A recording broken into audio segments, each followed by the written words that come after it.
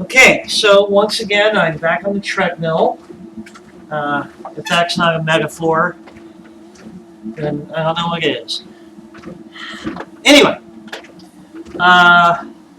last time we talked about Mesopotamia and Mesopotamian civilization. This time, we're going to talk a little bit about the Myceneans and the Greek civilization prior to the Bronze Age collapse. We're going to talk about that too. And I say we in the sense of me. Maybe you will watch the video and also talk about that. Maybe you won't. I can't say. All I can say is that I'll be talking about it. But I'm going to say we. Because I'm used to thinking that way about how things go in the classroom. Anyway. So here's the deal. Mesopotamian civilization was autocratic. I talked about autocracy last time, the little pyramid-shaped society where the autocrat, the priest king, as the book calls it, or the divinely ordained autocrat rules. The autocrat's power is absolute. The autocrat is ordained or given power by the gods, so they think. And that means that their power is sort of absolute. They're destined to rule over all. Now, how does this fit with the concept of each civilization having its own gods?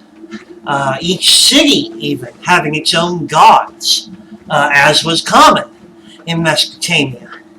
Well, it works that way because of the basic idea that they understood that if they conquered another city, that their god was more powerful.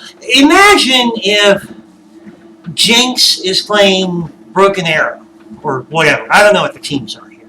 Imagine that Jinx High School and Broken Arrow High School are playing a game of football.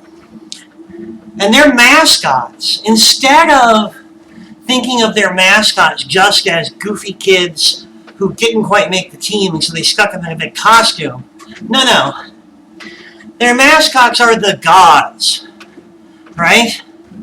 And imagine if they thought that based on which football team won, one mascot was more powerful than the other. That somehow the mascot was directly responsible for the team winning or losing. So, this is the basic mindset of Mesopotamian society, from the Sumerians on up through the Hittites. And the thinking was that, so this dovetails nicely with the autocrat, the autocracy,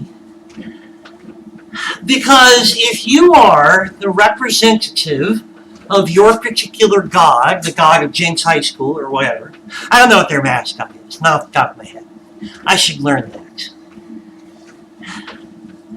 If you think that you're the divine representative and given the power to rule by your team's mascot, and you believe your mascot is the strongest, then you should rule over everything. Right? See how it works? So simple. So easy. It's fabulous. Anyway. So, here's the deal.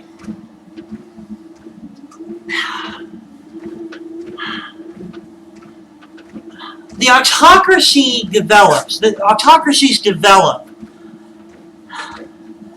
pretty much everywhere in history where we see massive resources that can be exploited through massive organized labor. Now, why do we see that? This is the material conditions of these people's lives. It's kind of like how, think of it this way. There are certain social practices and social institutions that develop because of the simple fact that people need to eat, right? That's an unavoidable human fact. That's an unavoidable element of the human condition. We gotta eat. I just ate. I had a breakfast burrito. I think it was tasty. But now I'm out of breakfast burritos. Fortunately, I still have Eggos. Anyway, we gotta eat. How are we gonna eat? Well, one way we can do it is farming. We can develop farms. Farms take up a lot of land. Farmers, therefore, are usually necessarily separated from each other by a fair bit. They live scattered on their individual farms. And if an outside force wants to take the food, if somebody says, I don't want a farm, I just want to take what that guy farmed. If that's, I don't know why the barbarians sound like drunk hillbillies, but they do. If an outside force wants to take what someone else has farmed, then it's hard for individual farming families living scattered on various farms to resist them. Some sort of centralized authority will have more success at that.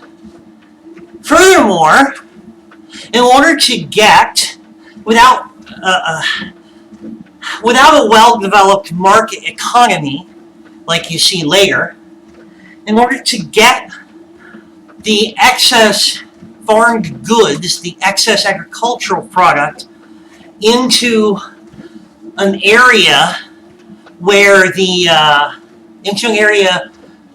it might support non-farming populations of specialists, we talked about that, you need some sort of authority to organize the transfer of the agricultural product and to keep records. And that's how you get writing. Writing began in Mesopotamia, as the book says, out of trying to keep records of agricultural products. How many cows do I have? How many bushels of wheat do I have? Blah, blah, blah. Okay, so scribes become an important part of the operation of society. The educated people, the people who can do the writing and the reading, but so do soldiers. The agricultural surplus is protected by moving it to a centralized location where it can be guarded by soldiers and walls. We talked about all of this in the previous video. But you see how this leads to the top-down pyramidal structure of society, with an all-powerful autocrat at the top, the educated priests who tell you when to plant and who then keep track of how much agricultural product you grow and you harvest, and who's got it and where it's going. And then the soldiers who effect the movement of the product to the centralized location. They guard it when it's there. And yes, they oppress the farmers to force them to work harder to produce more agricultural product. Absolutely. And then on the bottom of the pyramid, the massive population of farmers.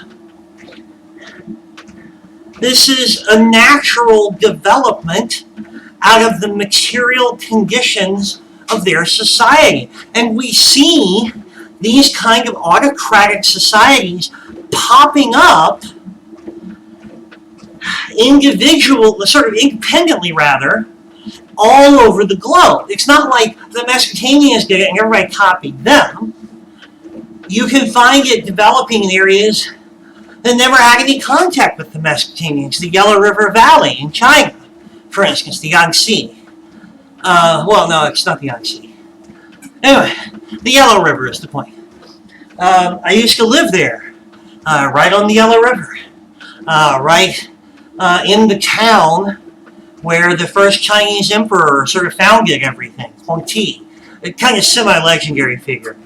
But anyway, the point being, Huangti was an autocrat, and his society was structured along the exact same lines as Mesopotamian society, even though they were separated by thousands and thousands of miles and never come in contact with each other. Why? Because it was sort of an almost inevitable response to the questions of how to organize, how to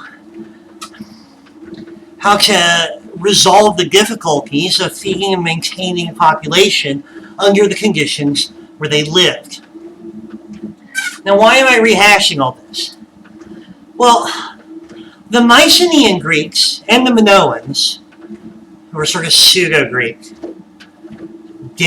semi-Greek, whatever. The Minoans and the Myceneans lived under very different material conditions than the Mesopotamian societies and the other societies of the Fertile Crescent. So we should expect them, even though they developed in the same era, and not that far distant from Mesopotamian societies, certainly in trade contact with them, we nonetheless should expect them to develop a different kind of social organization, because the material conditions under which they lived are different. And indeed, they did. So let's talk about what those material conditions were and how they influenced the development of Minoan and Mycenean society. All right. The Minoans lived on the Isle of Crete, which is sort of, I guess, halfway between North Africa and what we would nowadays call mainland Greece. The Myceneans flourished roughly around the same time-ish on what we would now call mainland Greece. Now, they did not have lots of fertile land and rivers to fertilize that land. I mean, think about Mesopotamia, right? Broad, flat plains, relatively flat. It's the first place we see the development of the wheel, no doubt, because of the relative flatness of the terrain.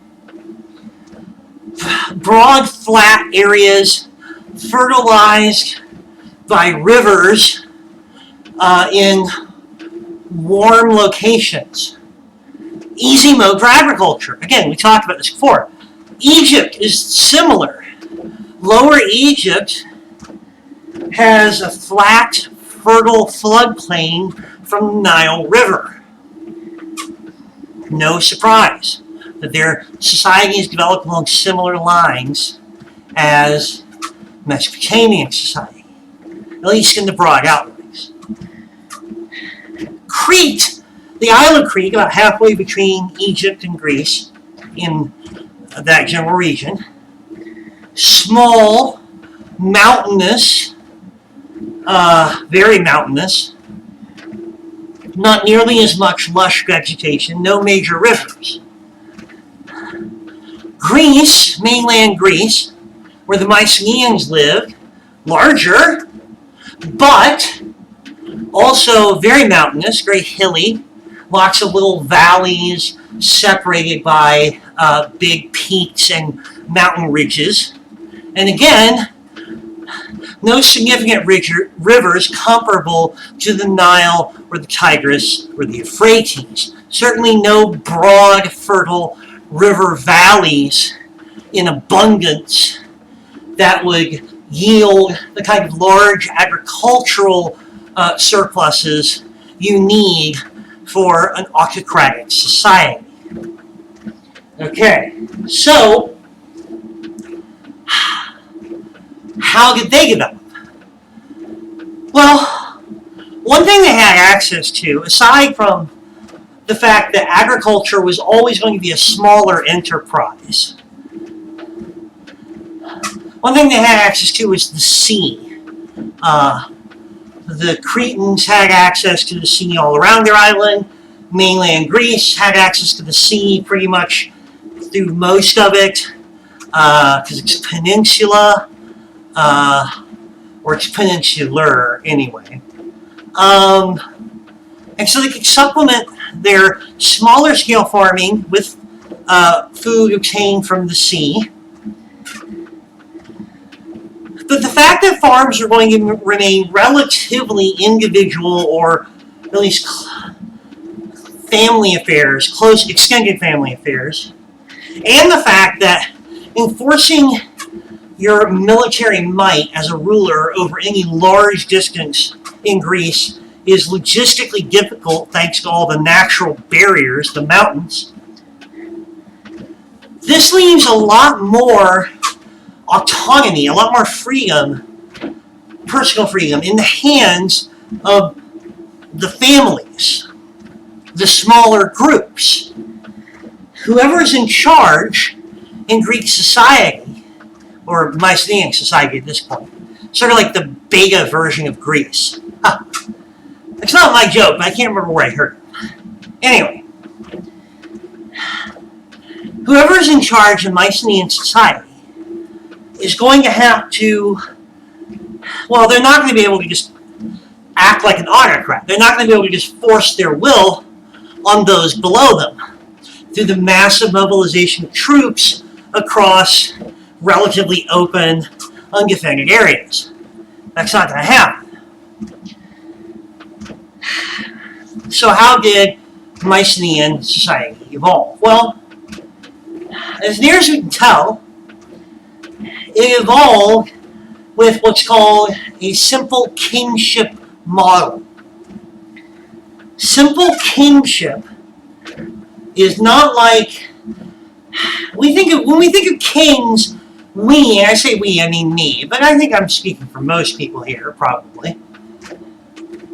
When we think of kings, we tend to think of like King George that the English or that the Americans revolted against, and you know, sort of late medieval, Renaissance, early Enlightenment kings, these all-powerful figures. That's absolutist kingship. That's a much later evolution out of the feudal system. It bears resemblances to autocracy. We don't get into that in this class because it's past our time period. I might record a video on it just for my own fun and your free enlightenment later, but I'm not going to do that right now. Simple kingship is different. And it comes out of, again, a sort of obvious analysis of the material conditions. So, think about this. You and people that are related to you to one degree or another, either close family or extended family, and maybe some other families that you're allied with, reside in a smallish valley pocket of Greece. You can defend yourselves relatively well, even though you're pursuing farming lifestyles, because A, your farms are not nearly as big as the farms in Mesopotamia, and B, you have natural barriers to help keep away enemies, as long as you've got everything, as long as you've got your house in order within the valley. Okay. As with most of these ancient societies, males of fighting age are responsible for the protection of the food sources, but instead of being soldiers that serve the autocrat and serve the temples that take in all of the agricultural surplus and then redistribute it, instead of it working like that, as it would in Mesopotamia, the way that it works is that your family's adult males, and maybe some of their retainers, that is to say people they've hired, who are sort of free agents for one reason or another, your family's adult males are responsible for protecting your family's stuff. And if you have other families in the valley, maybe you guys ally together, and you all sort of work together to do that. The agricultural product is not nearly as large. It doesn't generate a huge surplus that can be gathered in and then redistributed. So we're not going to get massive urban populations. We can see smallish populations of non-farmers, of specialists, and we can see smallish towns, but nothing to compare to Mesopotamia. You're not going to get any settlement in this age that's like, Babylon or something. Nothing of that grandeur. Okay. So,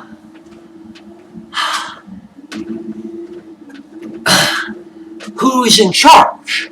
Well, you can imagine that in each little region, obviously, different groups are going to vie for the right to control what the defensive efforts and what little surplus there is. They're going to vie for the rights to do that. But also, individual regions are going to have to learn to trade and cooperate with each other. They're going to have to, because it's just more efficient to do it peacefully than it is to try to conquer your neighbors. I mean, some of you may say, it's always more efficient to do it peacefully than conquer your neighbors, but maybe not in this era, right?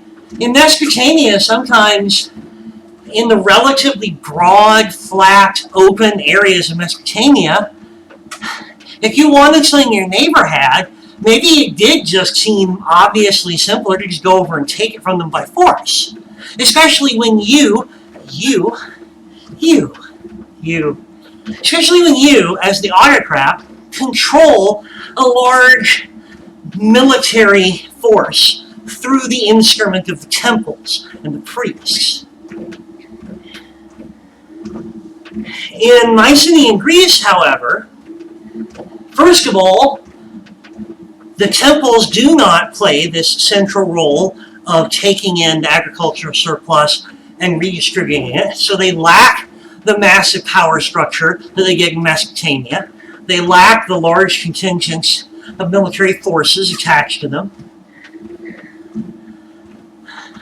Instead, you have little, relatively autonomous areas protected by natural barriers.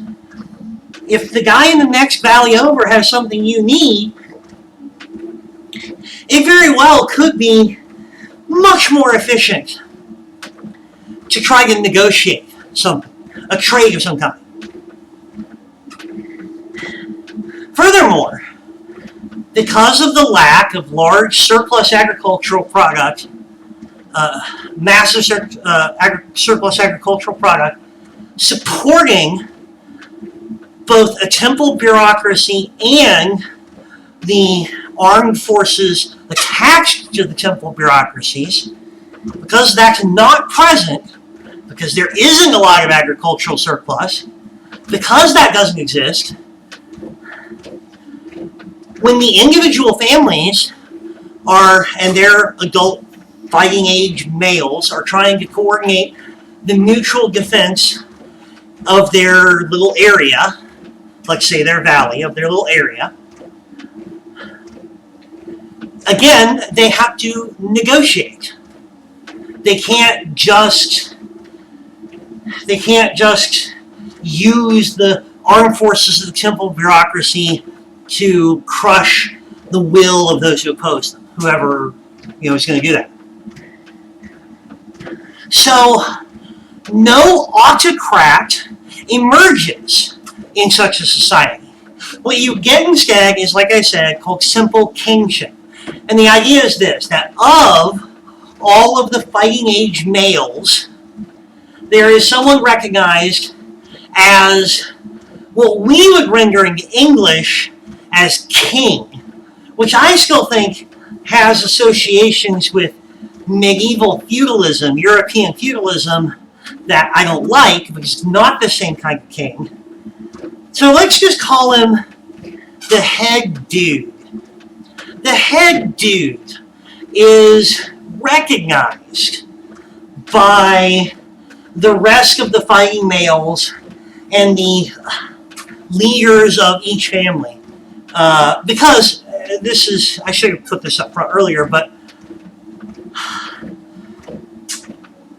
in a situation where individual families and the males in that family are coordinating with other families and the males in that family, there's already a natural leadership structure to start with, which is to say that within each given family, there will be an obvious authority structure based on age and, to a certain extent, precedence, right? You can think of it, if you're in a large extended family, you can think about how maybe there are people in the family that other family members kind of listen to. There's somebody who gets respect. So of those people, of the most prominent members of the most prominent families, one of them is going to garner more respect and more obedience from the others. Not necessarily because that person can force them to obey, not individually, but because they have a combination of luck and intelligence and charisma and maybe money, what have you, to gather in a constituency, if you will, to gather in enough support from the other prominent families and the heads of those families so that if they say something like, we're going to go this way, guys, from now on, casual Fridays, Hawaiian shirts only, that's how we're doing it, right? If they make a proclamation about Hawaiian shirts only for casual Fridays, then, if enough other people go, yeah, well, that's just wisdom, yeah, good, we're going to go that way, then who are you to go against the grain, right? How are you going to buck that system? Okay. So this is simple kingship. It's called simple kingship because the king, who is sort of the leader, the most prominent voice, there's no layer of separation between the king and the other, I guess we could call them nobles. Again, I don't like that. That has a lot to do with the changing nature of the word nobilitas in Latin, in late antiquity.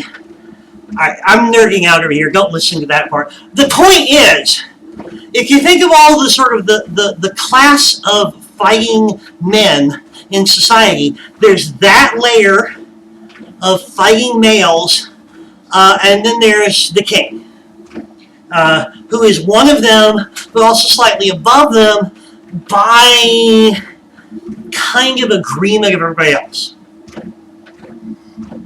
Simple kingship does not yet have the full stock of what we might call what our associations with kings are from medieval Europe. In medieval Europe, we think of a king and we think, if the king has a son, the son is the prince, and when the king dies, the prince will become the king, and so on and so forth. That kind of obvious hereditary line of succession is not necessarily present in simple kingship. Now, a king in that system, a Mycenean king, would certainly fight, would certainly try to get everyone else to go along with the idea that whoever his son is going to be the next king, or maybe his nephew or what have you, but someone from his family. Because if you are the king, your family not only has wealth and position and influence with everybody else, but it can maintain these things, probably, ideally. So that in the next generation, whoever your kid is, if you were king, whoever your son is, has a leg up on becoming the next king. But it's not automatic. And in fact, simple kingships are notoriously unstable from generation to generation. A lot of times, a given dynasty, which is to say ruled by a certain family line, a lot of times a dynasty in a simple kingship will only last maybe 2 or 3 generations at the outside, if they last even that long. So, simple kingship. Now, what are some of the key differences between simple kingship and autocracy? Well, one of the main differences is that the autocrat rules in this sort of absolutist way. He says, hey, the gods picked me to be their representative here on earth. They're really in charge of everything, and I'm like their best pal that isn't a god, so that puts me in charge of you guys.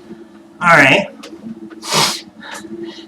The autocrat has a massive bureaucracy of priests that answer to him.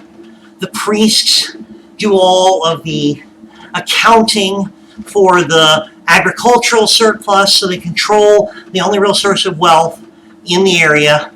And they have temple guards. They have armed men to enforce their will. The king in a simple kingship, first of all, may be one of many kings in an area. In your given valley, like you might be the king, but the next valley over is going to have its own king. So there's going to be lots of kings. And there's no divine ordination necessarily. Kingship in a simple kingship is generally thought to flow from your ability to do the job, kinda, yeah. So, I'm not saying there's no element of religious superstition to it, but generally speaking, it has to do with your prestige, your ability to get people to go along with you, so on and so forth. The other big difference is that because a king in a simple kingship does not have that massive temple bureaucracy, does not have the armed temple guards to enforce his will, he just has his family and the people he can get to go along with him. Simple kingship involves a great degree of negotiation between the king and the fighting males of the prominent families that are in the layer right below him. Simple kingship is there's a lot of politics to the position. You have power, but you were given that power basically by the agreement of all of the people right below you. Now, does that sound a little bit like democracy? And have you ever heard that Greece is the birthplace of democracy? Hold on to that thought, because that's where we're headed towards that. This is all developing towards a kind of logical conclusion of this model and how it will expand to include more people. Okay, so simple kingship does not produce, well, let me reverse that equation. I was going to say simple kingship does not result in massive economic production. But that's both true and untrue, and it's also flipped from what I sort of should have said. Massive agricultural production does not produce simple kingship. Simple kingships show up where there is not a large agricultural surplus, and there are difficulties coordinating the efforts of people beyond a relatively small region. If you have a large open region, and if you have a large agricultural surplus, you're going to wind up with large urban populations of non-farmers.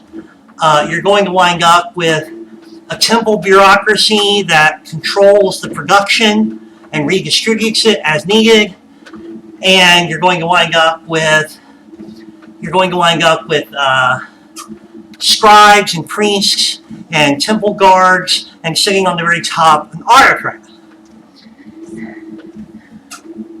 Now, when we look at the material conditions of the Minoans and the Myceneans, instead what we see is a society that's built along a kind of tenuous set of negotiations. And it's interesting that in Mycenean Greece, writing, although it was used for record keeping in agriculture, it was also used in a much more prominent way than in Mesopotamia at first. It was used for trade, which makes sense, again, given the material conditions. They traded with other kings and other kingdoms within the same general region, and there you go. They needed to be able to write to do that. Okay, so simple kingship. The Myceneans maybe, depending on how much we can believe of the legendary history, maybe achieved some sort of tenuous overall, like where the various kings were all cooperating pretty well, and they had one king that was kind of even over the other kings. Sort of an additional layer of complication to that social organization. They might have achieved that at some point very late in their history. But if they did, whatever they accomplished there was wiped out by the Bronze Age collapse, which happened, for our purposes, you can just say 1000 BCE. It's close enough. You know, it might stretch all, the beginnings of it might stretch all the way back to 1200. Maybe the process isn't really complete until 800, but 1000 is close enough. The end of the second millennium BCE. The Bronze Age collapse sort of disrupted societies all around the Mediterranean and in Mesopotamia, and made room for a bunch of new social entities to enter in to previously dominated areas and kind of set up their own thing. So we'll talk more about the Bronze Age collapse in another video. And I realize I haven't gotten into Mycenean culture or Minoan art or anything like that. I'm going to put those in separate videos. My main focus here was to draw a contrast between the kind of simple kingship society we saw in Mycenae in ancient Greece before the Bronze Age collapse, and the autocratic societies that we saw in Mesopotamia and Egypt. Because so far, all we've been talking about in terms of civilization is autocracy. We haven't talked about anything else yet. So I wanted to sort of show you that something else was happening too. Now, it was happening in what was at that time a relative backwater of the world. Okay, fine. But that little backwater is going to become important once we get past the Bronze Age collapse. It's going to become massively important in terms of world history. So, spoilers, it's going to be cool, and it has to do with democracy and shit. Alright, so that's the deal. The differing material conditions of Mycenean society in mainland Greece, that is to say the ancient Greeks, the differing material conditions gave rise to a different kind of society than we saw in Mesopotamia. It gave rise to simple kingship rather than autocracy. Simple kingship was, in strictly economic terms, relatively poorer than the autocratic societies The simple kingships of Mycenean were relatively poorer than the autocratic societies of Mesopotamia, but they were based on the idea of having to negotiate and cooperate with each other and build coalitions and so on and so forth. And for those of you who are thinking ahead, you're going to realize that this kind of cultural tradition is going to give the Greeks a leg up on political savvy when the inevitable happens and the simple kingship-based societies of Greece start running into conflict with the autocratic societies of Egypt and the Fertile Crescent in Mesopotamia. So, okay. All right. Thank you for watching. Have a good day. Be well. Take care. And I'll talk to you next time. Bye.